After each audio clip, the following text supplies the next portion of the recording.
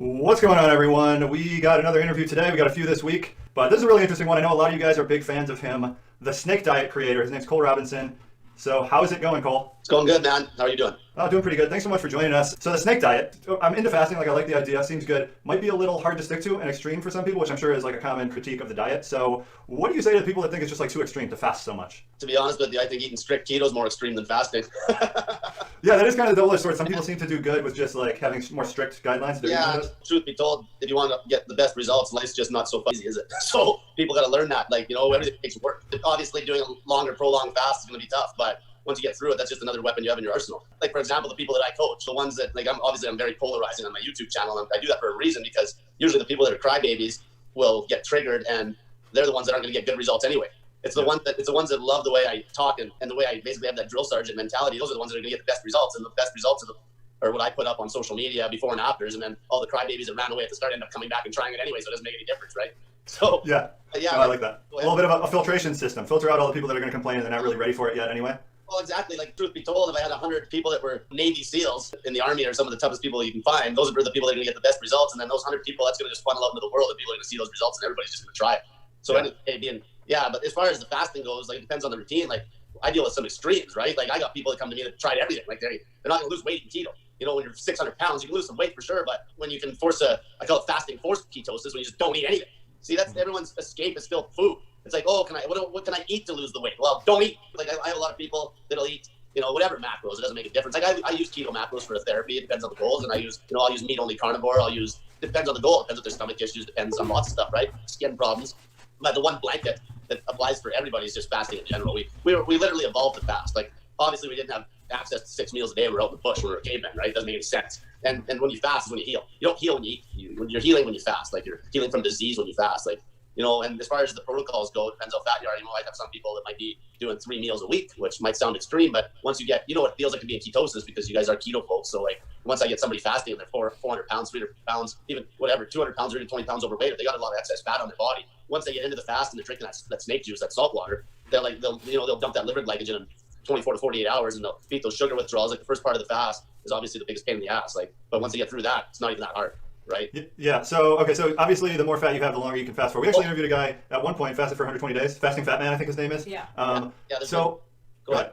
I was going to say, so take me through the different protocols. Someone who is really overweight obviously can do a lot of fasting. What do you give someone like that to do? Okay. So let's take the fattest, laziest person you can find. Okay. So let's take something completely sedentary, the 500-pound obese woman that's riding in a go-kart at Walmart. Kind of protocol I'd have her on was, if they're really tough, I don't promote nothing over 7 days anymore. So I might have them do a refeed a week, and I'll have them fast all week on salt water. The basics would be potassium chloride, sodium chloride, magnesium of some sort. Snake juice. Yeah, exactly. It's the snake juice, and that's the main ingredients. And I'll have them eat, as far as the macros go, they might have just some meat and vegetables and maybe a little bit of fruit or even a little bit of starch. It doesn't make any difference, because once they're adapted, you have that small meal, and then you. What's the calories like in those meals? Basically, I just let them eat till they're comfortably full. So we're talking for an average woman, 1,200, 1,500, maybe 1,000. There's not a fat woman on the planet that's not going to lose all the weight eating. I could have her eating bacon and eggs keto. I could have them eating straight potatoes. Whatever feels the best. And sometimes, obviously, I promote super low carb when it's people that are fat and sedentary. But when it's somebody, say if it's a guy now, so we're talking the sedentary, fat woman that's not doing anything. I'll always promote very low carb there. She'll pretty much be in ketosis almost all of the time. Might break it temporarily for a few hours after a refeed, but then she'll just be right back into it, right?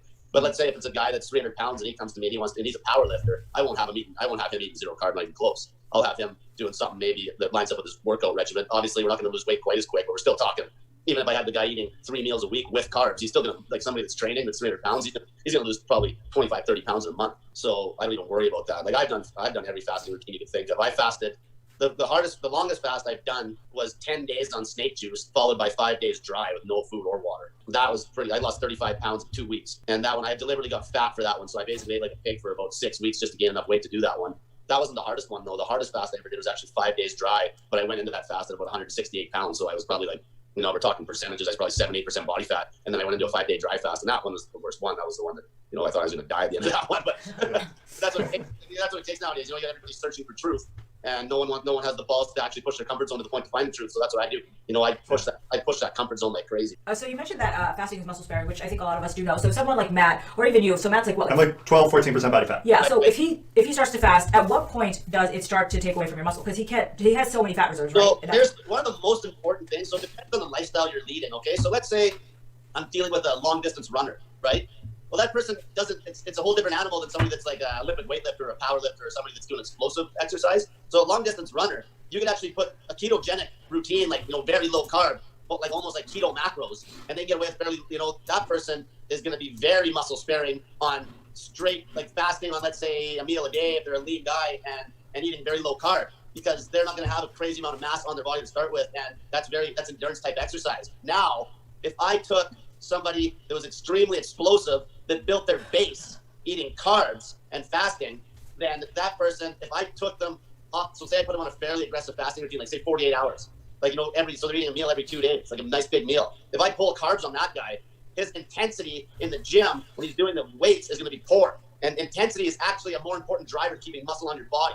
But the fasting on its own is very muscle sparing, but you need to make sure that if you're going to do a very intense training session, you got to fuel that training session with the right macros or refeed style to put out, because if you don't and your intensity drops, that's when you'll start losing muscle. Does that make sense? Yeah, that makes total sense. So to you, is fasting always like a goal-oriented thing, or let's say me not really having like body composition goals, just trying to live life? What's like the formulation you would give someone like that? Like, what's the minimum? The average Joe, a good routine that I would do, and for the health benefits, exactly what I do right now is I would do a meal a day most days, and I'll throw in a 72-hour fast. Like, depending on how much weight you have to lose, I'll just bump up the number of 72-hour fasts. So for you, if you want to get a little bit aggressive, you might eat like a meal a day for 5 days in a row. You can eat your low carb meal. And is this to satiety? Each meal till you're full? Yeah, for sure. For you, for sure. You just eat a meal till you're comfortably full. We're talking you. Everyone's different. So people are, depends how fat you are. We're talking a guy that's got a few pounds on him. Eat maybe like 5 days in a row and then do a 72-hour fast. Make sense? Okay. Yeah.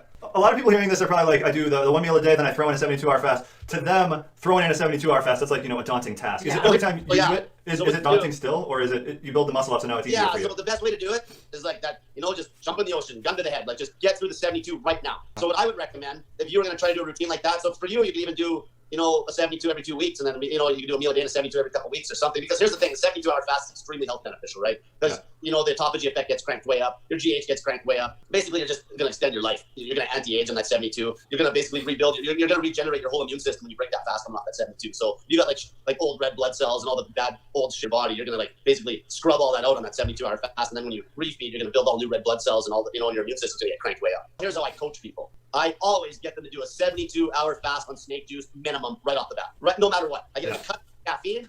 I get them to cut everything right off the bat. Just cold, no caffeine? I get them to scrap it right off the bat. Because here's if we want to get into that real quick about coffee and caffeine. Yeah, let's go into caffeine. I like that. Essentially, it's a slippery slope with coffee and caffeine. Okay, so basically, when you are starting the fasting, you want to get rid of any sort of coffee addiction. Because here's the truth: most people drink way too much coffee. So it's all about the dosage. Now, in my opinion, your average person, unless they are doing it strictly for performance enhancement before a hard workout, should not even drink coffee.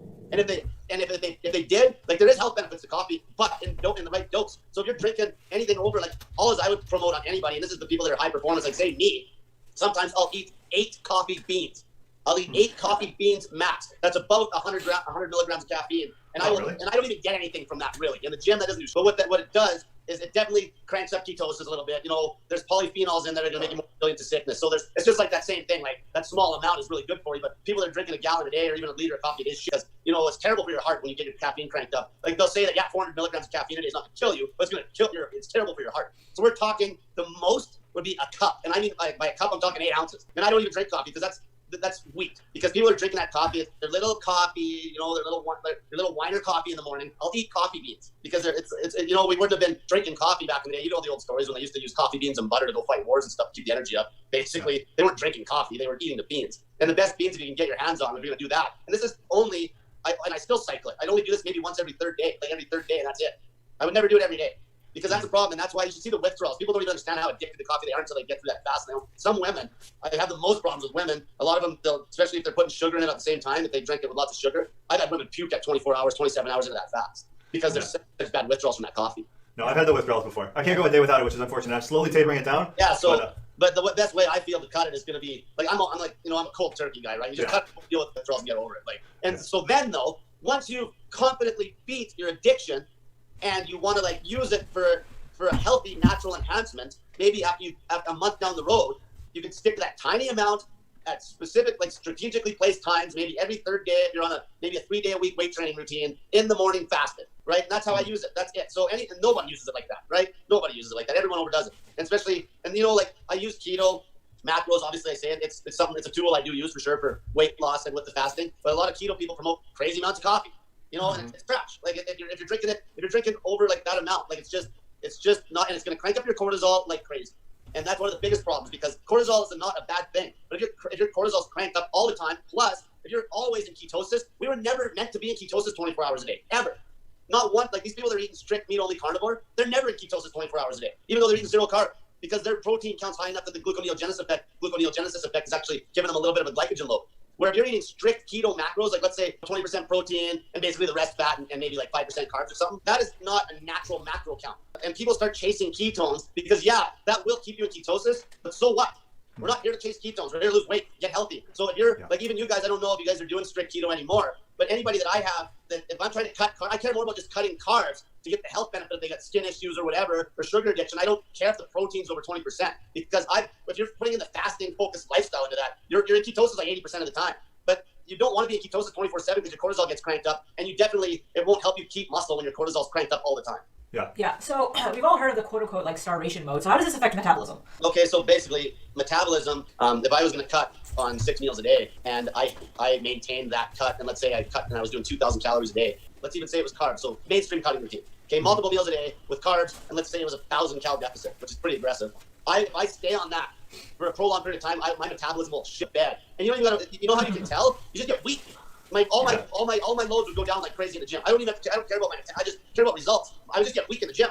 All my lifts would drop, and it wouldn't take long. That's why a lot of these people that try cutting on a multiple meal a day eating routine, like mainstream eating routine, that's why they lose all their muscle, especially if they were a performance athlete to start with. Now, eating 6 meals a day keto macros will help that somewhat because you're in ketosis, but you're still going to slightly raise insulin and not burn as much body fat, and your body still isn't having that awesome rest that it would get if you're actually fasting. You can feel it. So your metabolism, people think that they just destroy it forever. It's not how it works. So say if you're fasting, and let's say I have somebody on 72s that's fat. If they're doing a 72-hour fast, as soon as they have that refeed, that's a nice big fat refeed, they'll warm up right there. Your metabolism yo-yos up and down all the time. When you sleep, it slows down. When you're awake, it speeds up. People think that, you're going to destroy your metabolism. The way they make it sound, it's like you destroyed it for like months. It's not that you destroyed your metabolism on a bad cut, like when you're doing multiple meals a day, whether it's keto or carbs. What you've done is you've lost muscle. That's what happened. You've lost muscle is why your metabolism got slower, and that's why when you went back to eating the same calorie count that you were before you did the cut, that's why you start gaining weight back, which won't happen when you fast. If you're smart at fasting, if you know if you're fasting and you're losing weight and you're eating, let's say, a meal a day or doing 48s, you won't lose a dime of muscle. I've done 48-hour fast for 40 days in a row, like a big meal every second day, and I was training every second day, and I actually got stronger and lost 12 pounds, and I'm talking the last 12 pounds, not like 300 to like 288. I'm talking like, I'm talking like 174 pounds to like 162, where I can see like an ab vein all the way through all the way up my stomach, right? Yeah, very descriptive. So talk to me about snake juice. This is interesting to me because I'm always trying to figure out the electrolytes is something a lot of people have trouble with. So I got the formula on your website pulled up here, and I'm wondering, for let's say you're doing 48-hour fast. So then for a day, the day you're not eating in this 48-hour fast, how much are you trying to intake as far as the electrolytes go? So truth be told, especially if you're eating low carb, so say you're going to try to start losing weight, you're cutting carbs, you start fasting, you want to get as much salt in as you can without getting like explosive diarrhea, basically. But as soon as you start dumping all that glycogen, your body just dumps salt like crazy. That's one thing that anybody, because obviously you got tons of people on your channel, everyone on your channel right now is probably following a strict ketogenic diet, basically. And I don't know how hard they're fasting. But the one thing that everybody basically follows the keto diet is they don't take in nearly enough salt. As soon as you're eating low carb, you want that salt to be cranked. You want that sodium and potassium to be cranked when you're eating low carb. And everyone screws that up, right? So if you were going to start this, the minimum, like for you, if you're fairly active, a guy your size, I would be trying to get in probably at least 4,000 milligrams sodium and then match that in potassium. Like people are so sodium, like they're just basically paranoid of sodium, which is ridiculous. It's one of the most important things you got to get in your body. And then the reason I threw the baking soda in was because baking soda is awesome for your kidneys. So and it also alkalizes your body, right? So like it'll keep your pH up, which obviously is going to be a good thing for some of the people I deal with that even have cancer and stuff, right? So like baking soda is just one of those salts that most people just don't understand how healthy it is for you in general. I'll use baking soda for people that even are dealing with gout. It's just got lots of health benefits that way, I'm interested because I actually take sodium bicarbonate. I supplement it a lot, actually, every single day because I have kidney issues, and then it also helps with my carbon dioxide levels in my blood. So like, if you got kidney problems, like one of the best things you can possibly do is going to be fast, and then make sure you're getting that baking soda and lemon juice and apple cider vinegar is going to be one of the best things for your kidneys. And if you got stones, that's where you get into dry fasting. And I don't know if you guys want me to talk about this? Yeah, let's talk about that. So dry fasting is basically no water intake. I hear some people even say like no showers, no brushing the teeth. Yeah, that's a hard dry fast. You're completely pulling water off your body. But I was going to say urine fasting is another one. Is the one I was gonna... No, I heard you talking about that lately. I feel like that's a little too far for our audience. I mean, maybe at the end because I'm interested. Okay. Yeah. So anyway, with the dry fasting, that's another protocol I'll use. And basically, if you're an average fat person, drink salt, fast as long as you can, eat low carb. Done. Yeah. Now, when you start getting into people that that aren't maybe as fat and they have really bad skin issues or some sort of, you want to use autophagy to like get rid of something like tumors and things like that. Like, don't get me wrong, the regular fasting with the salt water will do that too, but the autophagy effect just goes a lot higher when you're talking dry fasting or even the urine looping. Like with dry fasting, it's amazing what it'll do for your skin and your eyes. And when you're talking kidney problems, a lot of people be like, well, dry fasting will wreck your kidneys. Well, no, you go into a dry fast.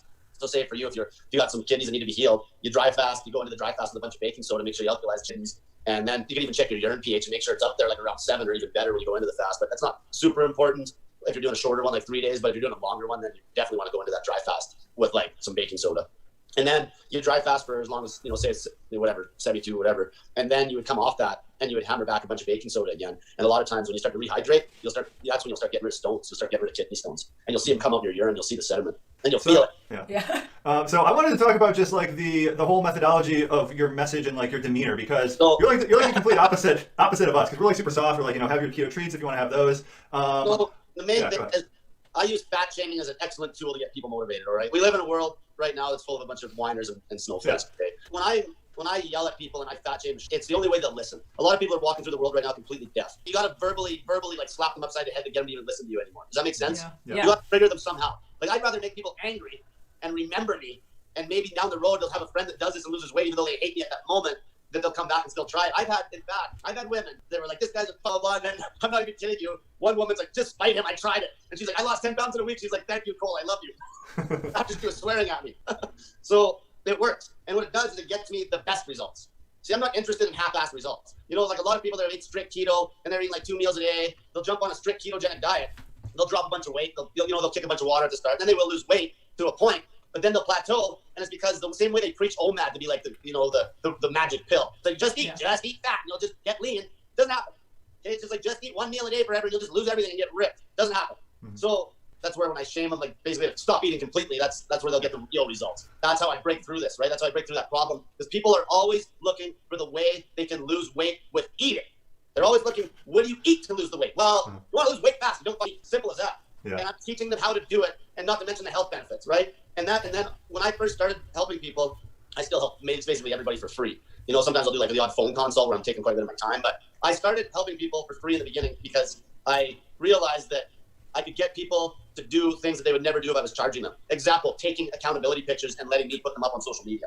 And that's got to be one of the biggest motivators that I've done to date is basically I'll help you for free, but you got to take your fat ass pictures and you got to post them on my Snake Diet Motivation group. It's got 200,000 people. And then I'll talk to you.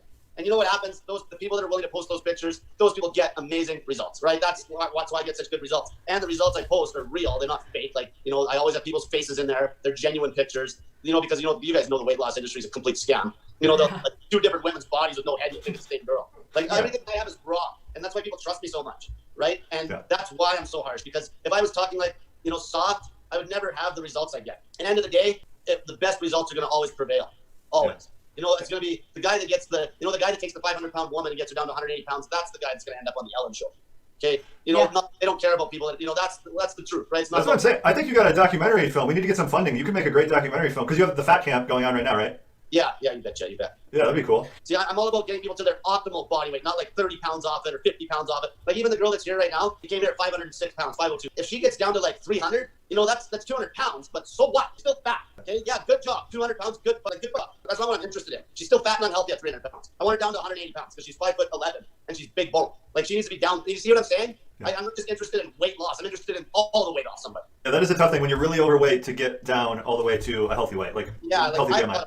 Yeah, exactly. Like I have a lot of problems, with people, like they give people too much attaboys too quick. Like, yeah, you lost weight, good job, but keep going. Like I'm the guy that's like, keep going. Like don't just quit. Like if you got a girl that's 200 pounds and she's 5 feet tall, right?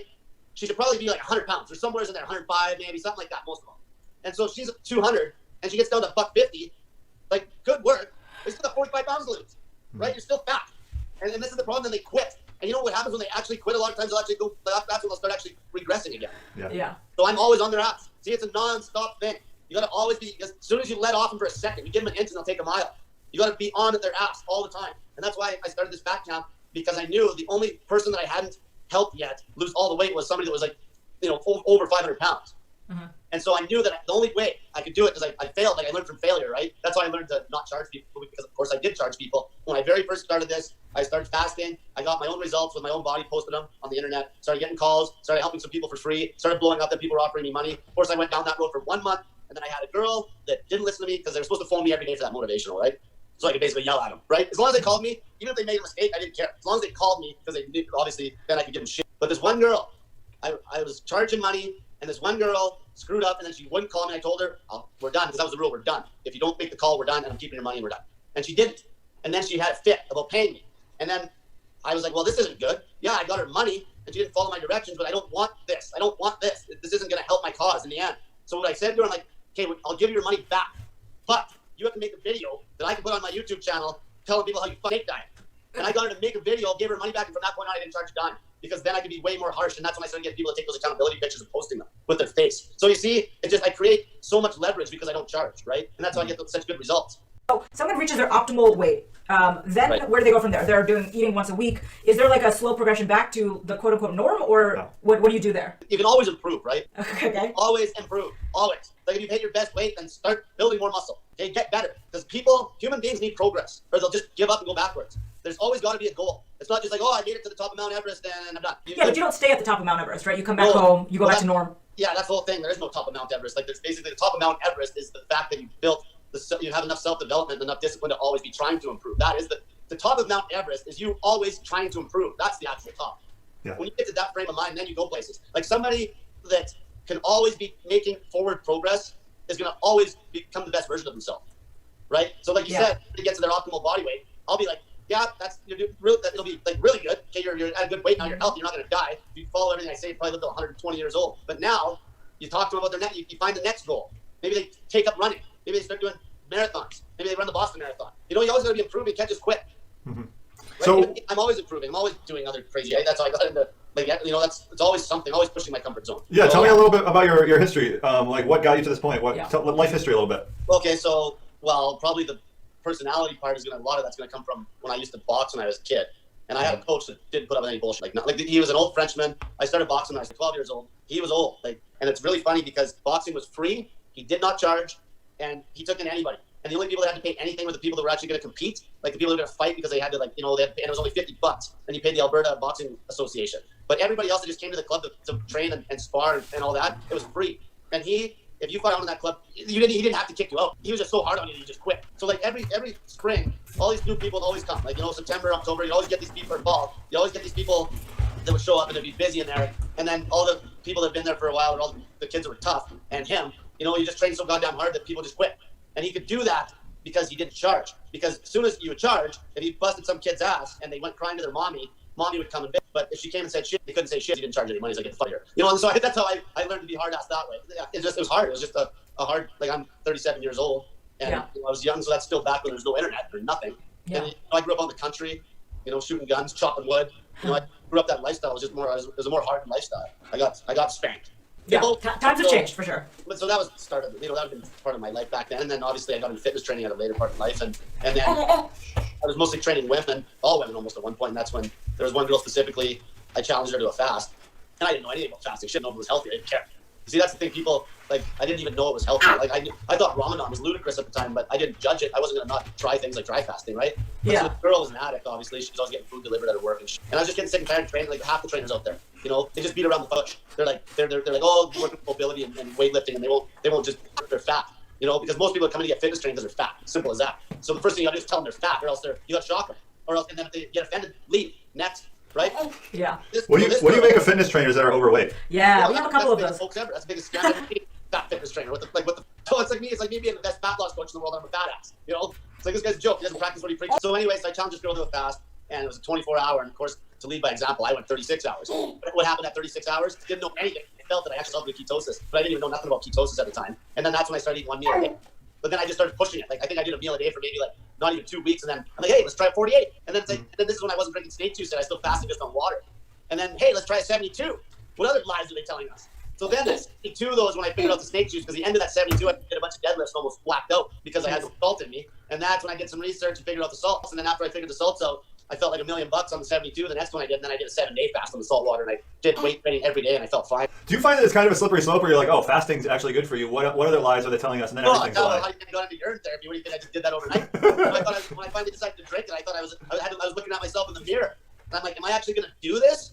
I'm like, have I finally went over the edge? But at that time, the reason I even got into that was from, fasting. You're reading about fasting, leads into cancer, all this stuff. Something pops up, and I'm the guy that chases the thing that no one's doing. Like, I do exactly opposite of the masses. If you follow the masses, you're not going to go anywhere in life. If you do exactly the opposite of the masses, you're probably going to be somebody. So all this stuff led me to, so you just start digging. And finally, I did probably a week's worth of research on urine therapy, trying to scrounge up every piece of everything I could find, which there's like hardly any real science because there's no money in it, so they're not gonna blow a bunch of money on the science. So what you pretty much got is anecdotal stories. So I try to read every anecdotal story of this thing doing something positive as I can, right? And then finally, I just had too much information to not try it, because once you have, like, say you've seen 100 anecdotal stories that says that it's positive, and you know it's not gonna kill you, you're a pussy if you don't try it. The same as fasting. So are we talking like warm? You pee and then are we talking warm, like you pee and you immediately drink it? I do it all sorts of different ways. So like right, I'll drink. I'm just always drinking it. I have a cup, and I'm always drinking it all the time because it cranks up your immune system, and it's helped me beat it's helped me beat so many things. Skin problems, rub this on. Like I'm not that hippie type guy either. And then obviously I got people that are getting a hold of me now that there's antigens that come out of your urine when you eat, right? These antigens, when you re-ingest them into your mouth where those lymph nodes are, essentially it speeds up your body to produce antibodies. Is the pseudoscience, okay? That's the whole thing. It speeds up your body to produce antibodies to the virus. Then your body takes time to react to a virus. So say if you catch something right now, right? Like let's say you caught COVID-19, your body would be slow reacting, building up antibodies to that virus. But when the antigen to that, whatever you put in your body, whatever, like say if there's even poison or anything like snake poison or a bee sting or a peanut allergy, the antigen to that, like the information to that comes out the urine, and when you reinvest it back in your mouth where those lymph nodes are, and you hold it like under, get it against your tonsils in the back of your throat, it'll spike that production of antibodies, and then it speeds up that whole process. So then you're not just taking days to get these symptoms, and it starts fighting right away. There's a whole idea, right? So I've had like 5 people now get a hold of me that have actually tested positive with COVID-19. I loop in urine, and they basically beat you get a really nasty sore throat at the very start, like within like the first few hours. Like some people get a real nasty sore throat, and I get them loop in their urine, and the sore throat's gone next morning. Like it's crazy. Have you heard of Moises Alou? What's that? Sorry? Have you ever heard of Moises Alou? No. He's a baseball player. He used to always pee on his hands, and it would like help with his grip of his bat. Like his teammates. So there's actually a lot of UFC fighters that drink urine, and there's one, Lyoto Machida openly drinks it, but there's a lot of other guys that do it. And this was actually spoken about by a guy. I didn't say the names, but he was training with them in a training camp, and they were all doing it during their training camp because the whole idea was it was cranking up their immune system so they wouldn't get sick when they're beating shit their bodies training so hard. And other guys that were doing what's his name? The fuck Pacquiao, that one Mexican. He was open about it. Marquez. He drinks it like this. It's nothing new. It's just new in North America because North America's a bunch of wines. It's nothing new. They've been doing it in China for 1,000 years. They've been like those Hindus have been drinking cow piss forever, right? It's unbelievable. Like the magic cow. There's even stories about it, right? And the thing is, it's safe. So if you're sick, like this is where the disconnect is. Because people will rather go, get cut open or get thrown on chemo right away or get radiation. That road just leads to almost definite death or a quality of life. And they won't try stuff like fasting, not eating. Like God forbid they can just not eat to solve the problem. But let's just do everything else that's going to kill us and not. Okay, so winding down here, 30 minutes an hour. I don't want to keep you too much longer, but I just wanted to quickly touch on diet. So where are you on the spectrum of like vegan to carnivore? Sounds like you're mostly meat based, but what are the general guidelines? Yeah, so basically, like everybody fasts that I deal with, obviously, right? So they're all fasting, whether it's some sort of fasting routine. Now on their refeeds, if they got stomach problems, like really bad stomach problems caused by coffee, excess coffee, antibiotics, it's almost clockwork. When they drank tons of coffee and they're 40 years old, they can't break down food. But if they got stomach problems, a lot of times I'll put them on straight meat only temporarily. And then because a lot of times what'll happen, if they take a pile of vegetation in, they'll have issues. And, so I could use that as a tool with people. I'll use keto macros as a tool if it's somebody that's cancer or maybe like even a type 1 diabetic, with the fasting. Type 2 diabetic, depending how like active they are. Obviously, if they're type 2 diabetic, they're not very active in the first place, so you can pretty much go with a low carb, low protein routine, right? And they're going to maintain all the muscle they got because they weren't building any. Veganism is a scam. I'll never promote cutting meat ever. I'll never promote cutting meat because I've done it. I've ate I basically fucked hemorrhoids in the past. And I tried to use a vegan diet because all the fiber and shouldn't do anything. It felt like shit. It makes you a ravenous food addict. And just by nature, a vegan diet, if you're just smart enough to step back for a minute and take a look at the efficiency of eating plant-based diet with no meat to get your energy, like it makes no sense. There's not one caveman that would have had the time to eat just plants all day and sit there and have a gut full of fiber. Yeah. Okay? No, there's some funny videos on YouTube of people trying to say that we were historically like ancestrally vegans. Yeah, it's complete bullshit. Complete bullshit. Especially, like it's just not efficient because you can even go by what how our gut, the size of it, how it works like a filter, how our stomach pH is like way under 2 if you're healthy. All right, so like we're literally scavengers first, but it's not efficient. When you're talking calorie count, it's way more efficient to eat meat and fat because the most efficient fuel source on its own is going to be fat, right? Like you can go days with like if you gave me like a cooler of fat and meat and fat, I'm like that vegan. If me and a vegan got stuck on a mountain, like he's gonna die because I'm gonna eat him. You know what I mean? Like he's not gonna be able to prep because that vegan had to have the food he needs to like live through a survival situation. That's how you can prove it. No vegan's gonna get through a survival situation. So that's why it's bullshit. We would have been going through survival situations since the dawn of time.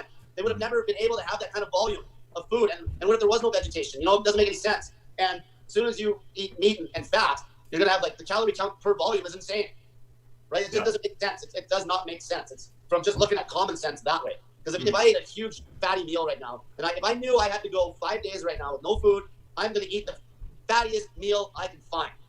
Because that will drag me the longest, not a bunch of vegetables. And like, not saying they're bad though, because then you get on that other spectrum where I'll use meat-only carnivore for a tool, but I'll never completely cut those toxins. Because those toxins make you tough.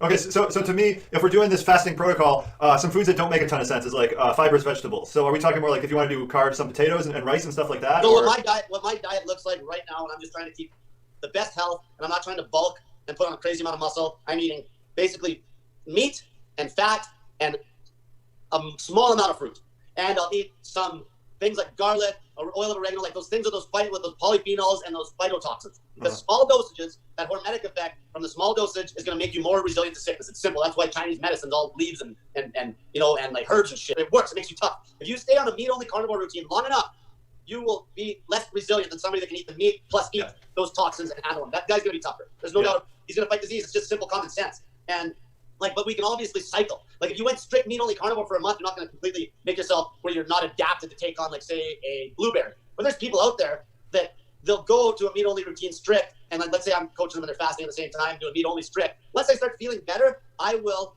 just basically just start to put a tiny amount of those phytonutrients and toxins. They're toxins. Like allicin and garlic is a toxin, but it makes you heal. Because in small doses, your body will react in a positive manner. It's like what doesn't kill you makes you stronger. But if you ate a kilo of garlic raw, you'll fuck up. But if you're eating one toe every night, that's perfect. See, you don't just take that shit out of your diet. That's stupidity. If you want to be tough, and hot peppers, another one.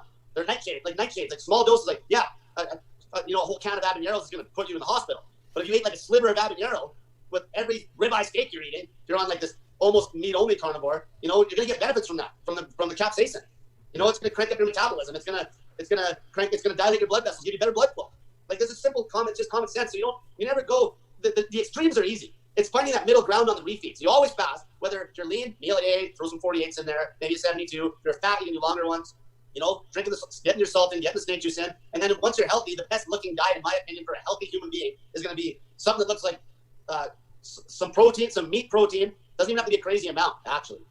Okay, some meat protein, a decent amount of fat, and basically some fruit and vegetables. And that's it. Just basically what you would have been eating on the farm when you were a kid, pretty much. Okay, one real quick last one I want to squeeze in. How do you feel about saunas? It seems like it might be symbiotic with fasting. Yeah, they're good.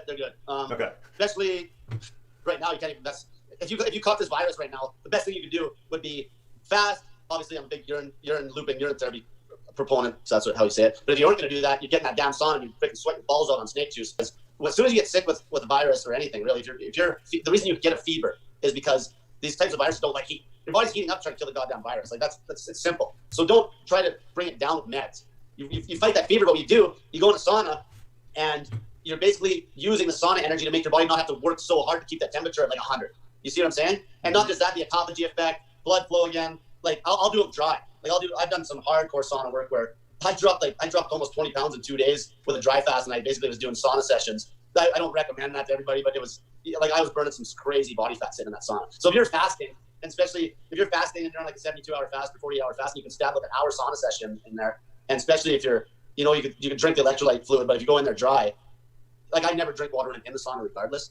but you'll burn a crazy amount of body fat. Like your body's working, and as soon as you feel like it's getting hard to stay in there, that's when you're really burning body fat. You can, and your heart rate goes up. Like you know that, and same with holding your breath. Like this is stuff I didn't even talk about that much. Like breath holding is amazing for your health. Like it actually, having more carbon dioxide in your cell makes a better transfer between oxygen and carbon dioxide. Like it's because how did I figure that out? Same thing. Like I used to swim, like I competitive swam till I was 18 years old, and I started swimming, doing underwater breath holding drills again. And I worked my way up to swimming 50 meters underwater.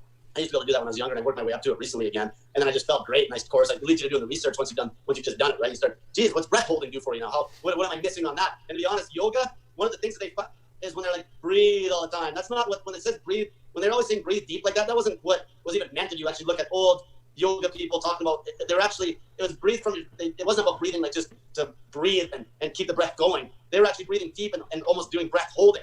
Uh-huh.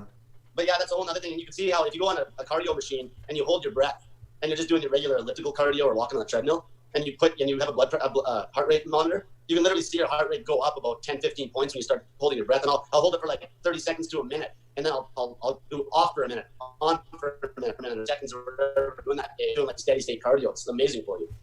Yeah, a lot of interesting information. I want to look into some of this stuff for sure, but I've held you 30 minutes late already, so we're going to let you go, but where can the people find you? Obviously, my YouTube channel is called Snake Diet, and then Instagram, Snake Diet Wizard, so snake_diet_wizard, and then my actual business page, you can call it a Snake Diet on Facebook, and then I got a group on Facebook, Cole Robinson on Facebook, you can follow me there too, but I got a group called Snake Diet Motivation, and that's what it's called, Snake Diet Motivation on Facebook. It's got about 200 and some thousand people. And to find that group, they're gonna have to go down the list a little ways because they're shadow banning all my stuff. Yeah. So you gotta dig down and it'll be down in the bottom, and then just add yourself, and then that's the group where I have people put all the accountability pictures up and face their fear of judgment. Okay, awesome. Yeah, we're gonna have to get you back. Maybe in a year you'll have all new tactics you're doing. I see you continually progress. We got urine, we got the breathing techniques. What's gonna be next? I guess is what I'm looking for. Yeah, I'm always thinking anything you always chase that path, the hard road. You always put yourself down the hard road. Obviously, cold therapy, I didn't even get into that. I do baths where, I'd sit in the bathtub for an hour at 15 degrees C where I'd have like a mouth guard in my mouth just so I wouldn't shatter my teeth. Oh, cold shower. If I have to leave one point for all your followers, one thing that'll change your life, do a cold shower every single morning. Every morning. No matter what. Count to 60 seconds in the cold shower, start your day. Awesome, thank you. Get off coffee too. Yeah. Thanks so much for joining us. You're welcome.